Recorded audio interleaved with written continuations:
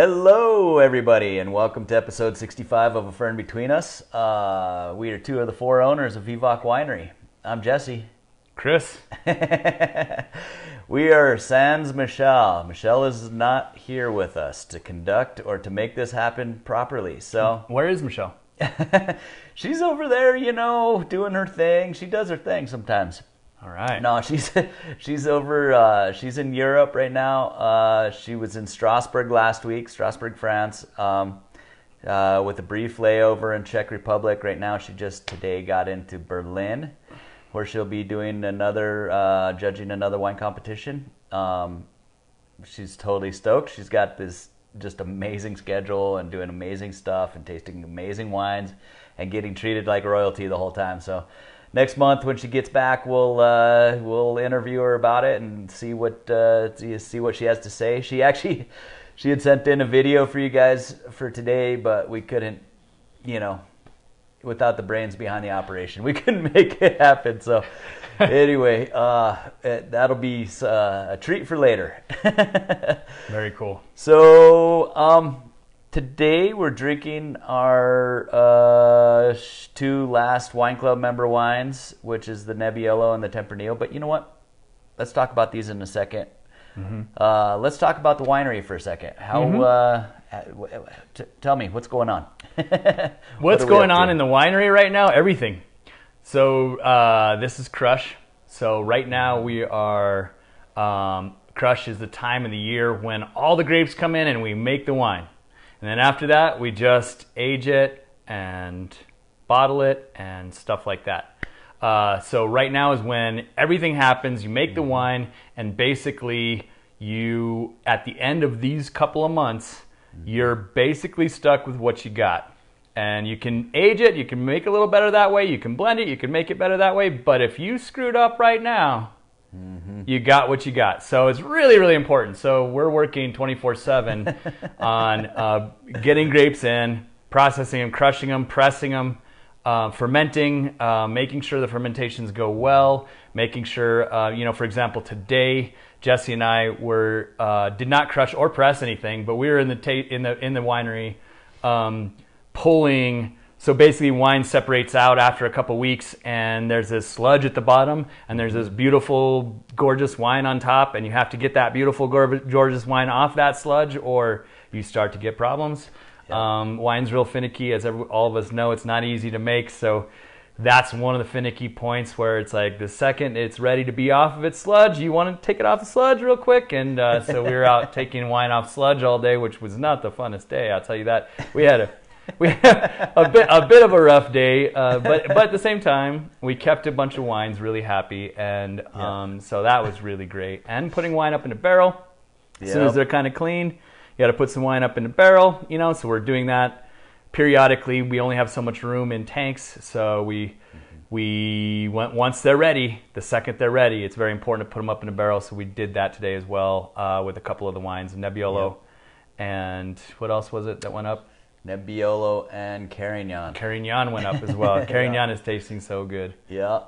So, is it safe to say you're kind of tired and beat up at this point, or extremely tired, extremely beat up, and I'll tell you why.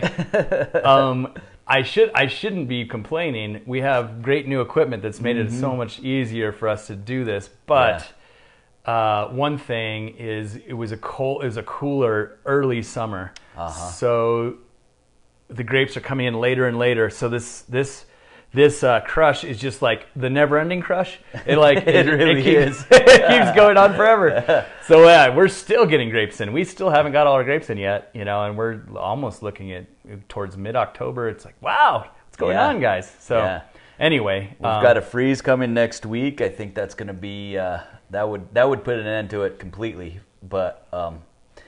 But I think Saturday? I think Saturday we're planned on getting our last grapes and crushing them. So we'll have one more fermentation going on in addition to the 6 different wines that are fermenting currently, awaiting to be crushed and or moved, depending on if it's white or red. But yeah, there we are. Waiting to be pressed, waiting to be moved. Oh man, yeah, it's wild. All the tanks are full. we're shuffling around trying to find space at this point. It's a game of Tetris. It's Tetris. There's not enough space. What was I gonna say?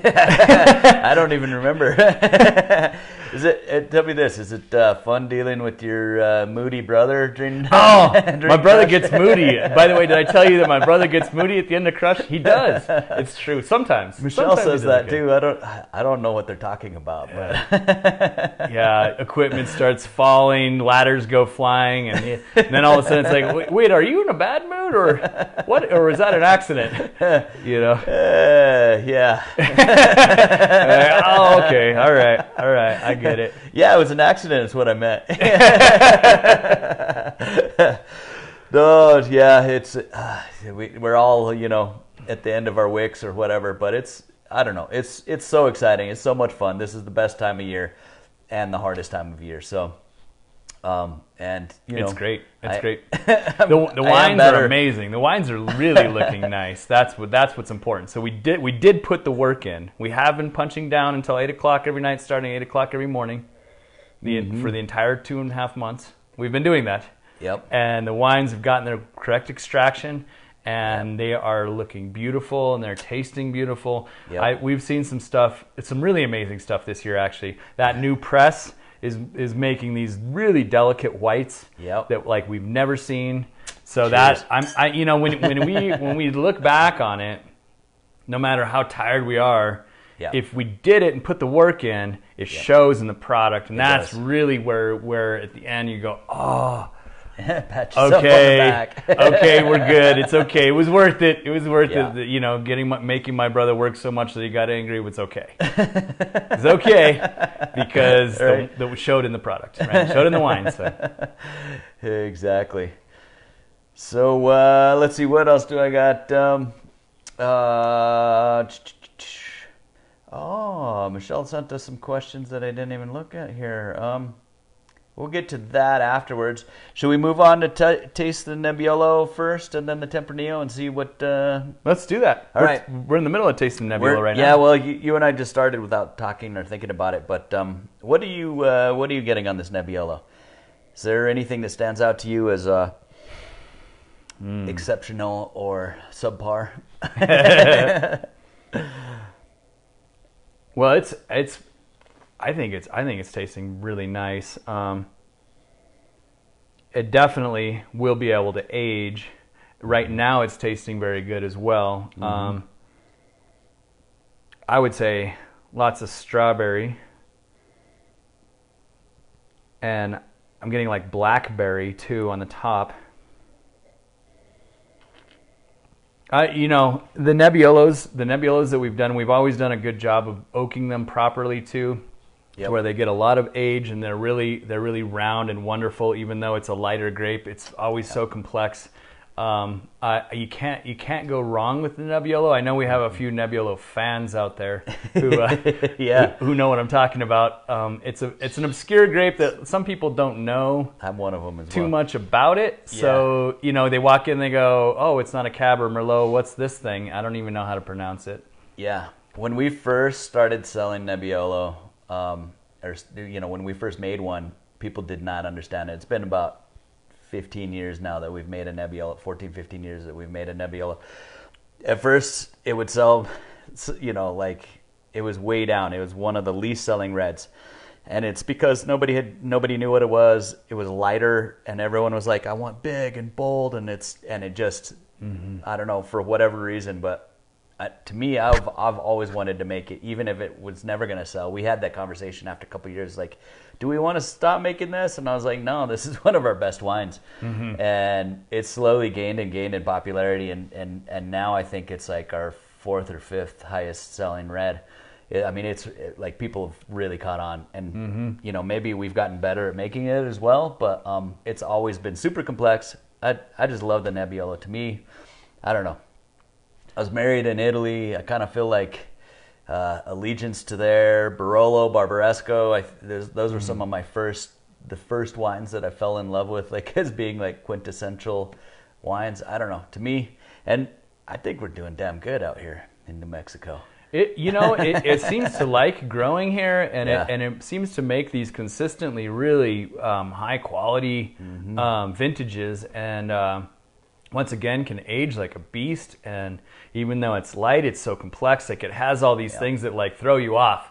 That you look at it and you go, oh, I don't know if I'm gonna like that one, and then you taste it and you go, holy crap, I like that wine a lot. Yeah. And you say, I don't know if that's gonna. We can put that down for years, and then you put it down and you go, holy, that thing aged. It aged like a monster. It did. There actually is we actually have a cool story about Barolo maker who came and visited us early on. Do you want me to tell that story? Yeah. Would you like to tell it? Or go for it. We tell could, that story. All right. Well, we were me and my good brother Jesse here. We're in on our I want to say our second vintage of Nebbiolo ever in our lives, and we definitely had. Okay, so we had this.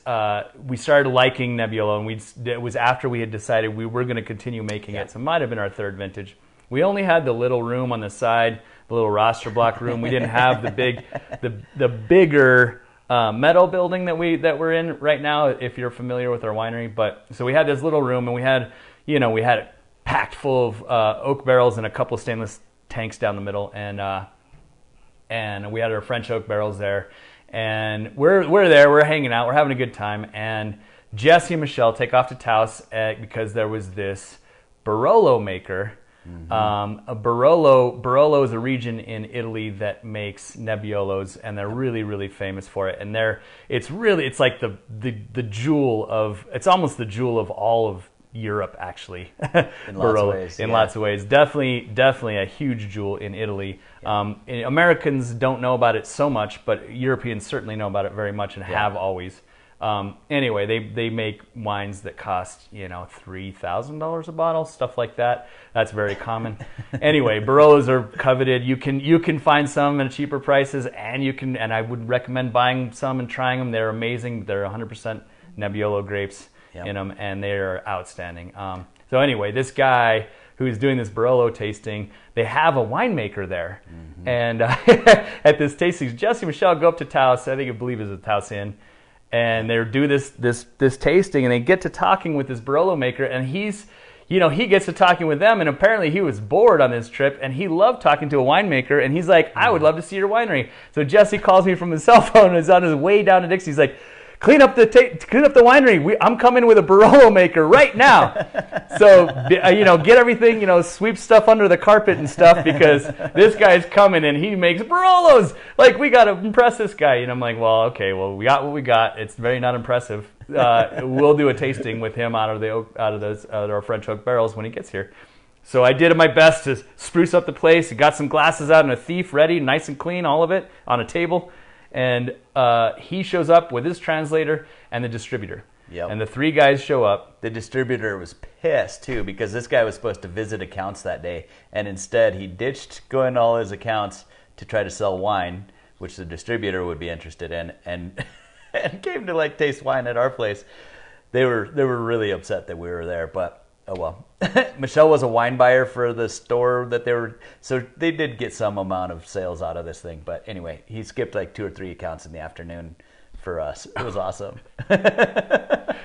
I believe he was a German guy too. He was upset. Anyway, we're there, and we're having this back and forth with this Barolo maker, and we tried our Cabernet, and he liked it. He thought it was okay, and then he tried our Dolcetto.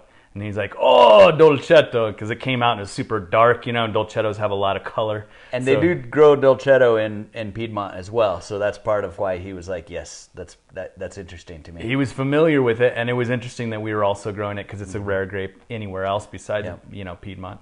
Anyway, and then he's poking around on his own, and he looks over. Oh, by the way, each time we do this tasting with the guy, the translator comes in. The translator and the distributor guy come in and kind of translate for us what he's saying in Italian, right? Jesse had a little Italian at that point actually already, but we could also tell just from his facial expressions what he was kind of saying, and they were giving us the truth. They were telling us the truth about what the Nebbiolo guy, the Barolo maker was saying to them to translate to us. Anyway. he goes back into our winery. He looks up and he sees the word Nebbiolo written on one of our barrels, one of our French oak barrels. It says Nebbiolo, and he says Nebbiolo. And his eyebrows got huge, and Jesse's like, and I'm like looking at Jesse, and Jesse's looking at me, and I'm like, we're not gonna put Nebbiolo in a glass of a Barolo maker, are we? And Jesse's like, well, if he wants it, then yes, we will. You know, we're gonna do whatever this guy says, right? So anyway, we pull a sample out of our Nebbiolo barrel and put it in all 5 of our glasses, and then we do the taste, and then what happened? He said he loved it. He was like, this is amazing. Mine would taste like this, and theirs tastes like that at this point, because it was like mid-November, so they're early fresh wines. But he knows, you know, he can see where it's going and blah blah blah. And he gave us a little bit of a few tips and tricks, and he's like, man, you guys. He gave us high praise. He was really he couldn't believe that Nebbiolo was growing in the high desert and coming out in any kind of quality like what he was seeing here, which was our first biggest honor that we ever got, I think. Absolutely. It may be the biggest honor we've ever gotten to date. It really might be. I don't even know who the guy is at this point. I don't know what house he was a winemaker for, but I don't know. It was fun. It was really fun, and it was cool to have somebody appreciate it. Yeah. Seeing it, you know, it was a Nebbiolo that we made. It was solid. It didn't have any flaws on it. Yep. And he was able to see that, and he was able to recognize the terroir that what his would have been tasting like at that age and what ours was tasting like at that age. Yep. He respected that we had it in French oak barrels, as he does. Yep. You know, there was a bunch of stuff that aligned up that made it like. I'm not pretending that we're anywhere near Barolo makers, but what I am saying is that we hung with a guy like that, and he didn't just laugh at us. He actually respected it. It wasn't a yeah. He treated us, you know, kind of as like his peers in a weird way. Like, you know, he could teach us. He was like mentor peer kind of situation, but with respect. It was awesome. There was respect there. Yeah, it was cool. You know, those. In the early days, those big compliments were paramount. We needed that so bad. They meant a lot. It means a lot today to get a great compliment from somebody who knows something. But we were insecure, and we needed an affirmation that we were doing 25 years old at the time. we were kids, mere children. All right, let's move on to the Tempranillo here. Sorry, yes. Tempranillo to me, I feel like it's New Mexico's you know, it's gonna be our signature grape if it's not already. To me, most winemakers in New Mexico are making a decent one, which is more than I could say about most of the you know, individual varietals. It really wants to do well here. It tastes good from here. It's really a bonus that it's in Spanish. Like it's a Spanish grape originally. Mm-hmm. We love Tempranillo. It's one of our biggest sellers. The biggest. It might be the biggest. It's our biggest seller is our Tempranillo. You're right, aren't you? Yeah, that's crazy. Yep, it's the biggest seller. Big, rich, red. We've got distribution where we've got Cabernet and Sangiovese and a bunch of different things like kegs and different stuff for, you know, and so I think volume-wise we end up with a little bit more of those two, but you're right. Out of the tasting room, by far, this is our best seller. Definitely. What do you get in this?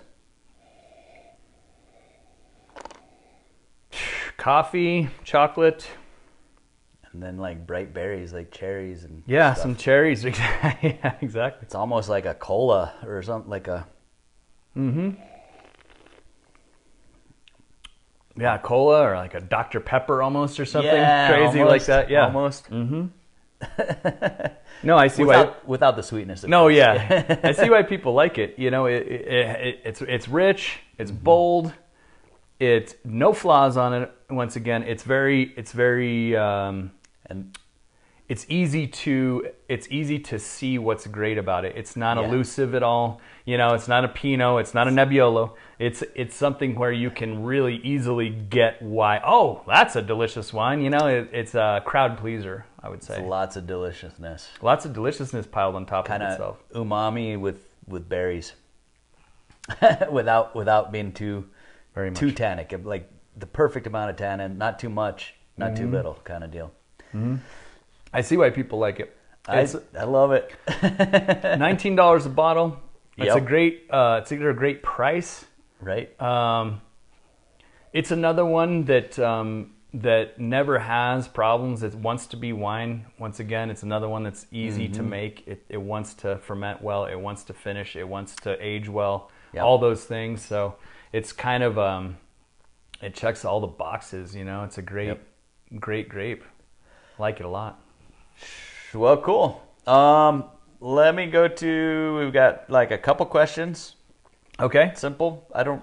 Michelle put this together. I haven't seen the questions. I don't know where it's coming from exactly. Oh, maybe I do. Yeah. All right. So you're an outdoorsman, right? Outdoorsman, yes. I go mountain biking all the time. Mountain biking, running these days. Running. Used to camp a lot. Camp a lot. That. And not used to, but you know, it's still part of your identity. Blah, blah, blah. Still camp. Yes. How do you? How do you? Do you bring wine camping? Do you bring wine into the outdoors, and how do you do it? Because a bottle weighs so much. What do you? I mean, what's your take on what you should do there? Okay. I do. I bring wine into the outdoors when I go rafting, when I go camping, when we do any of the backpacking. We like to do backpacking trips once a year at least. To try to go up in the mountains and go spend the night and do an overnighter. Tons of wine. Have to have wine. But you can't bring the bottle. You can't bring the bottle. It's too heavy. Yep. For one, it's too bulky. Yep. I usually decant it down into a plastic container or a stainless container. Stainless would be preferable. Another thing that can be done would be cans. Cans of wine would be great in all those situations. Yep. And that is something that we are probably going to do this coming summer. We're going to put some wine in cans. So if that's maybe. Maybe. We're trying to think about it, but it's also a whole new thing, right? Right. But yeah, I have a stainless steel growler. Yeah. That I put wine into, and you can put a couple bottles in there. I mean, it's, but yeah, so definitely something in metal. The cans is a great idea. And your SIG water bottle, it almost weighs as much as a bottle. So that's kind of hard in some situations, but at least it keeps it cool. Right. But if you do one of those thin stainless bottles, and you can throw it in a creek or throw it in the river, and then you actually can. It's cool. It'll stay cool as long as you keep it out of the sun. Yep. So then do you supplement with other stuff like beer and booze and things like that, or sure, whatever? All of the above drinker yourself? I am. I'm an all of the above drinker. If I'm hiking it in, I won't bring beer at all ever. No. But I will. Water weight. I mean, you got to either water or something stronger than beer. Come on. That's right. It'll be booze and then like a bottle of wine probably. That's kind of thing, and it'll be like, okay, we have the wine. We drink that first, and then we move to the booze. That's what we do when we're hiking it in. Yep. If we're just if it's a raft situation, absolutely we could bring beer too. Bring cans of beer. We could bring a cooler. We can do all kinds of stuff. But the best is that growler of wine. You could just put it right. You could just stick that sucker right in the water. Right in the cool water. When it's cold. When it's cold in the spring, you can just throw that right in there. Oh, and you pull it out. Wham! A little bit of wine is great. Any time of year, it's not going to be much more than that. It's 60 degrees. You'll get it down to 60. You're fine. Good point. Yep. It's the right But you can get it temperature. really cold, like early season, and depending on where you are. All right, last question. Well, it's not a question. It will be a question. Statement first. Today is mine and Michelle's anniversary. Congratulations. Thank you. I think we're 2004 till now. We're 17 years today. That's crazy. Woohoo! You guys are 17 years. We are. You and Lily. Yep. It's weird. We've been apart a few times on our anniversary, but we've never been this far apart for sure. And then for the week before and the week after, like I've been on a couple hunting trips or something like that. But I can call her, and I don't know. I'm there You in went a couple days. hunting on your anniversary? Hunting, bro. This is hunting season. Hunting on your anniversary. What was Wow. I thinking? Like, I didn't know I was going to be a hunter, I guess. 17 years ago. But I messed up. Anyway, what do you, when you and your wife are apart, Yes. are you guys ever apart? Yes. Well, sometimes we have been, yes. What do you miss about each other? What do I miss about my wife when we're apart?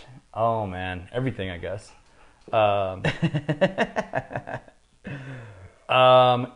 You know, the times that we've been apart, it's been something like a weekend or a week.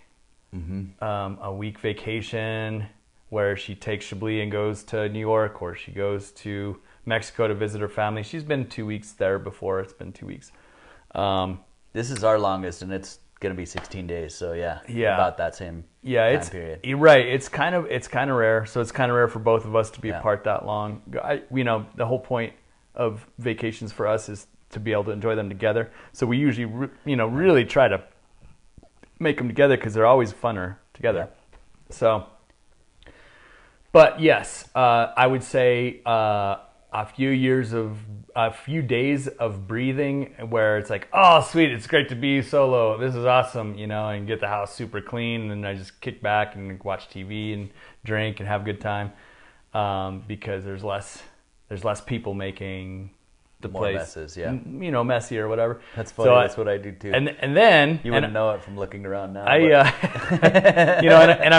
run and bike ride and do stuff that when I wouldn't, because there'd be the family there waiting with me. But then after that, it gets sad actually pretty quick. I miss her. Yeah. And I'm like Yeah. Totally. Why? Oh shoot! When is she getting back? This would be great to see her. We'd be great to all the things that we do. Meals together. What are you gonna do for your next anniversary, or what do you do for your anniversaries? Do you do big things with her, or for her, or do you just kind of just be together, or what? Dinner. We usually try to do a dinner or have some kind of a romantic something. It may not even be on the day of, but it could be something where we designate a day where we spend some time together, do something, go for a hike, stuff like that. Maybe a present, maybe even a present. I don't know. Good call.